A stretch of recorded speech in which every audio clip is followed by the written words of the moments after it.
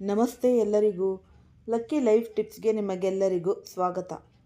2026 ಕುಂಭರಾಶಿಯವರೇ, ಈ ಅದೃಷ್ಟದ ಭವಿಷ್ಯ ಮತ್ತು ನಿಮ್ಮ ಜೀವನದ ಬದಲಾವಣೆಗಳ ಈ ಸಂಪೂರ್ಣ ಮಾಹಿತಿ. ಈ 2026ರಲ್ಲಿ ನಿಮಗೆ ಯಾವೆಲ್ಲ ಅದ್ಭುತವಾದಂತಹ ವರಗಳು ಇವೆ, ಶನಿ ಭಗವಾನರು ಕೊಟ್ಟಿರುವ ಈ ಅದ್ಭುತವಾದಂತಹ ವರಗಳು ನಾವು ಒಂದೊಂದಾಗಿ ನೋಡ್ತಾ ಹೋಗೋಣ. ಜೀವನದಲ್ಲಿ ಎಂತಹ ಒಂದು ಕ್ರಾಂತಿಕಾರಿ ಬದಲಾವಣೆಗಳನ್ನು ತರಲಿದೆ ಎಂಬ ಸಂಪೂರ್ಣ ಮಾಹಿತಿ ನಾವು ಈಗ ತಿಳಿಯೋಣ.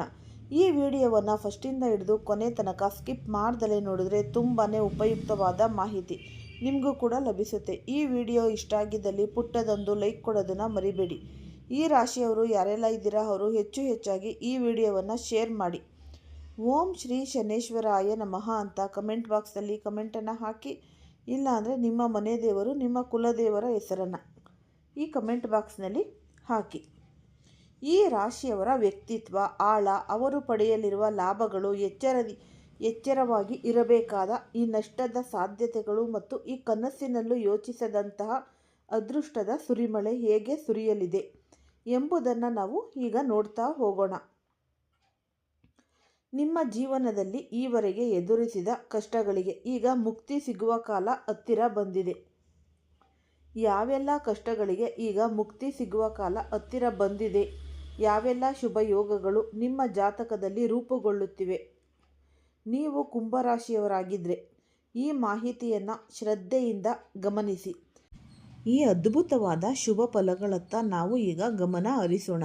ನಿಮ್ಮ ಜೀವನದಲ್ಲಿ ಯಾವುದಾದರೂ ಗಂಭೀರ ಸಮಸ್ಯೆಗಳಿದ್ದರೆ, ಅಂದರೆ ಪತಿ ಪತ್ನಿಯರ ನಡುವಿನ ಈ ಕಲಹ, ಪ್ರೀತಿಯಲ್ಲಿ ಅನುಭವಿಸಿದ ದ್ರೋಹ, ಆಸ್ತಿ ಮತ್ತು ಭೂಮಿ ವಿಚಾರಕ್ಕೆ ಸಂಬಂಧಿಸಿದ ಈ ಕಾನೂನು ಹೋರಾಟಗಳು, ವ್ಯಾಪಾರದಲ್ಲಿ ಉಂಟಾಗಿರುವ ನಿರಂತರ ನಷ್ಟ ಅಥವಾ ಸಾಲದ ಸುಳಿಗೆ ಸಿಲುಕಿ ಕೈಗೆ ಬಂದ ತುತ್ತು ಬಾಯಿಗೆ ಬಾರದಂತಾಗಿದ್ದರೆ, ಈ ಸರಳವಾದ ವಿಧಿವಿಧಾನಗಳನ್ನು ನೀವು ಅನುಸರಿಸಿದರೆ ಎಲ್ಲ ಕಷ್ಟಗಳಿಂದ ನೀವು ಈ ವಿಮುಕ್ತಿ ಅನ್ನೋದು ಪಡೆಯಬಹುದು.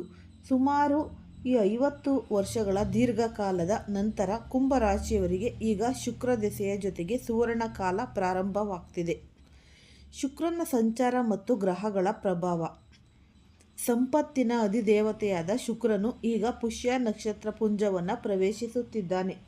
ಈ ಗೋಚಾರದ ಫಲವಾಗಿ ಕುಂಭರಾಶಿಯವರ ಆರ್ಥಿಕ ಜೀವನದಲ್ಲಿ ಬೃಹತ್ ಬದಲಾವಣೆಗಳು ಆಗಲಿವೆ. ಸಾಮಾನ್ಯವಾಗಿ ಗ್ರಹಗಳು ತಮ್ಮ ರಾಶಿ ಚಕ್ರವನ್ನು ಬದಲಾಯಿಸುತ್ತಲೇ ಇರುತ್ತವೆ, ಆದರೆ ನಕ್ಷತ್ರ ಪುಂಜಗಳ ಬದಲಾವಣೆಯು ಮಾನವನ ಜೀವನದ ಮೇಲೆ ಅತ್ಯಂತ ಗಾಢವಾದ ಪರಿಣಾಮವನ್ನು ಬೀರುತ್ತೆ. ಈ ಬಾರಿ ಪುಷ್ಯ ನಕ್ಷತ್ರದ ಅಧಿಪತಿಯಾದ ಶನಿ ಭಗವಾನರು ಮತ್ತು ಶುಕ್ರನ ನಡುವಿನ ಈ ಮಿತ್ರತ್ವವು ಈ ರಾಶಿಯವರಿಗಾಗಿ ಪರಿಣಮಿಸಲಿದೆ. ವೈದಿಕ ಜ್ಯೋತಿಷ್ಯದಲ್ಲಿ ಶುಕ್ರ ಮತ್ತು ಶನಿಯನ್ನು ಪರಮ ಮಿತ್ರರು ಎಂದು ಪರಿಗಣಿಸಲಾಗುತ್ತೆ. ಈ ಇಬ್ಬರು ಗ್ರಹಗಳ ಕೃಪೆಯಿಂದಾಗಿ ಕುಂಭರಾಶಿಯವರ ವೃತ್ತಿ ಮತ್ತು ವ್ಯವಹಾರವು ಅತ್ಯಂತ ವೇಗವಾಗಿ ಪ್ರಗತಿ ಹೊಂದಲಿದೆ. ಇದು ನಿಜಕ್ಕೂ ಈ ರಾಶಿಯವರಿಗೆ ಒಂದು ಸುವರ್ಣಯುಗದ ಆರಂಭ ಎನ್ನಬಹುದು. ಈ ವ್ಯಕ್ತಿತ್ವದ ಸುಧಾರಣೆ ಮತ್ತು ಈ ಕುಟುಂಬದ ಭಾಗ್ಯ. ಈ ಅವಧಿಯಲ್ಲಿ ನಿಮ್ಮ ವ್ಯಕ್ತಿತ್ವದಲ್ಲಿ ಅದ್ಭುತವಾದ ನವಚೈತನ್ಯ ಮೂಡಲಿದೆ.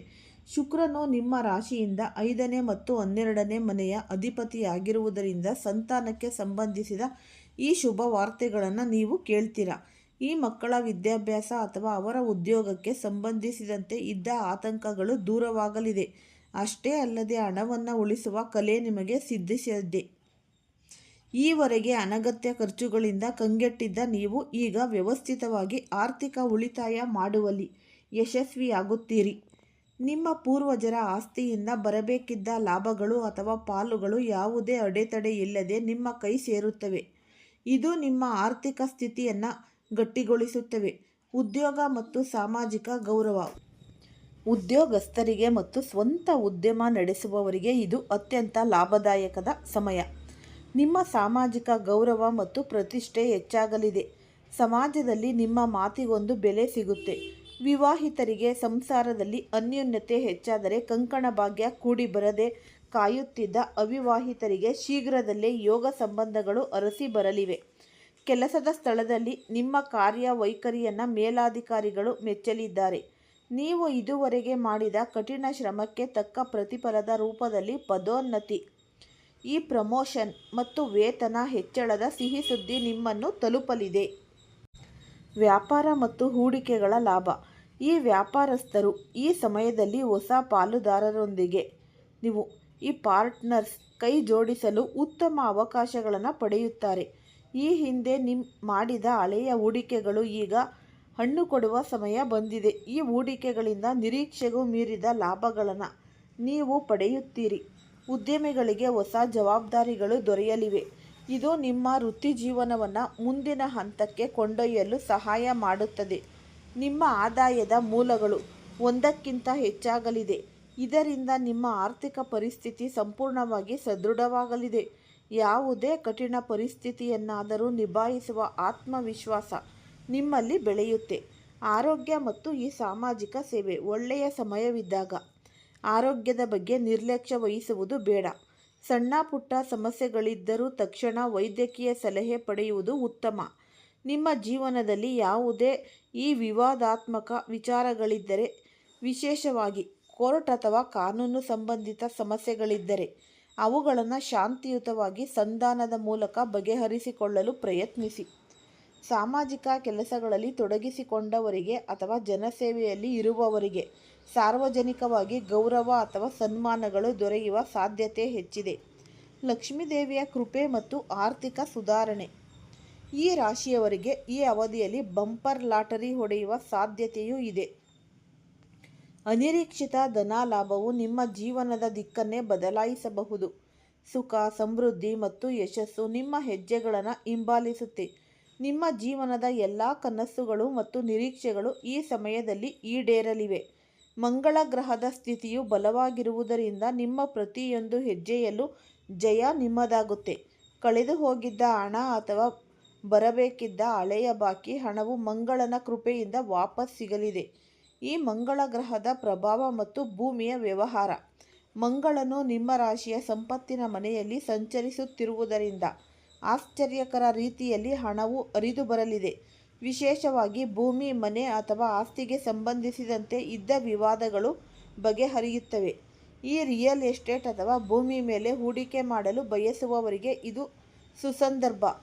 ಮಂಗಳನು ನಿಮ್ಮ ವ್ಯಕ್ತಿತ್ವದಲ್ಲಿ ಧೈರ್ಯ ಮತ್ತು ಶಕ್ತಿಯನ್ನು ತುಂಬುತ್ತಾನೆ. ಇದರಿಂದ ನೀವು ಯಾವುದೇ ಸವಾಲುಗಳನ್ನು ಎದುರಿಸಲು ಸಜ್ಜಾಗುತ್ತೀರಿ. ಉದ್ಯೋಗದಲ್ಲಿ ಹೊಸ ಯೋಜನೆಗಳಿಗೆ ಚಾಲನೆ ನೀಡಲು ಮತ್ತು ದೊಡ್ಡ ಜವಾಬ್ದಾರಿಗಳನ್ನು ತೆಗೆದುಕೊಳ್ಳಲು ನೀವು ಸಿದ್ಧರಾಗುತ್ತೀರಿ. ಕೌಟುಂಬಿಕ ಸುಖ ಮತ್ತು ವಿದೇಶ ಪ್ರವಾಸ. ಮದುವೆಯಾದವರಿಗೆ ಈ ಜೀವನವು ಒಂದು ರೊಮ್ಯಾಂಟಿಕ್ ಆಗಿರುತ್ತೆ. ದಂಪತಿಗಳ ನಡುವೆ ಉತ್ತಮ ತಿಳುವಳಿಕೆ ಅನ್ನೋದು ಮೂಡುತ್ತೆ. ಕಷ್ಟಗಳೆಲ್ಲವೂ ಮಾಯವಾಗುತ್ತೆ. ಮತ್ತು ಏನೇ ಒಂದು ನಿಮಗೆ ಅನುಭವಿಸಿದ ಒಂದು ಮಾನಸಿಕ ಹಿಂಸೆ, ಈ ಕಷ್ಟಗಳು ಏನೇ ಒಂದು ಆಗಿರಲಿ, ಅದು ಒಂದು ಇತಿಹಾಸವಾಗಲಿದೆ. ಮನೆಯಲ್ಲಿ ಮಕ್ಕಳಿಂದ ತುಂಬಾ ಸಂತೋಷವನ್ನು ಕಾಣ್ತೀರಾ. ನಿಮ್ಮ ಮಕ್ಕಳು ಶೈಕ್ಷಣಿಕವಾಗಿ ದೊಡ್ಡ ಸಾಧನೆ ಮಾಡುವುದರ ಮೂಲಕ ನಿಮಗೆ ಹೆಮ್ಮೆ ತಂದು ಕೊಡುತ್ತಾರೆ. ಅಷ್ಟೇ ಅಲ್ಲದೆ ಮಕ್ಕಳನ್ನು ವಿದೇಶಕ್ಕೆ ಕಳಿಸಬೇಕೆಂಬ ನೀವೇ ವಿದೇಶಕ್ಕೆ ಪ್ರವಾಸ ಹೋಗಬೇಕೆಂಬ ಹಳೆಯ ಕನಸು ಈಗ ನನಸಾಗುವ ಕಾಲ ಹತ್ತಿರದಲ್ಲಿದೆ. ಜೀವನದಲ್ಲಿ ಎಲ್ಲವೂ ಸುಗಮಯವಾಗುತ್ತಿರುವಾಗ ಕೆಲವು ಮುನ್ನೆಚ್ಚರಿಕೆಗಳು ಕೂಡ ಇಲ್ಲಿ ಅಗತ್ಯ. ಹಣಕಾಸಿನ ವಿಚಾರದಲ್ಲಿ ನೀವು ಎಚ್ಚರಿಕೆ ವಹಿಸಲೇಬೇಕು. ಯಾವುದೇ ಹೂಡಿಕೆ ಮಾಡುವ ಮುನ್ನ ಅಥವಾ ಹಣ ಖರ್ಚು ಮಾಡುವ ಮುನ್ನ ಮತ್ತೊಮ್ಮೆ ಆಲೋಚಿಸುವುದು ಒಳಿತು. ದಾಂಪತ್ಯ ಜೀವನದಲ್ಲಿ ಮೂರನೇ ವ್ಯಕ್ತಿಯ ಪ್ರವೇಶದಿಂದ ಅಥವಾ ಹಸ್ತಕ್ಷೇಪದಿಂದ ಸಣ್ಣ ಪುಟ್ಟ ಸಮಸ್ಯೆಗಳು ಉದ್ಭವಿಸಬಹುದು. ಆದ್ದರಿಂದ ಸಂಗಾತಿಯ ಮೇಲೆ ವಿಶ್ವಾಸವಿಡಿ. ಒತ್ತಡದ ಕಾರಣದಿಂದ ಆರೋಗ್ಯದಲ್ಲಿ ಏರುಪೇರಾಗಬಹುದು. ಹಾಗಾಗಿ ಗೃಹಿಣಿಯರು ತಮ್ಮ ಆರೋಗ್ಯದ ಕಡೆ ಹೆಚ್ಚಿನ ಗಮನ ನೀಡಿ.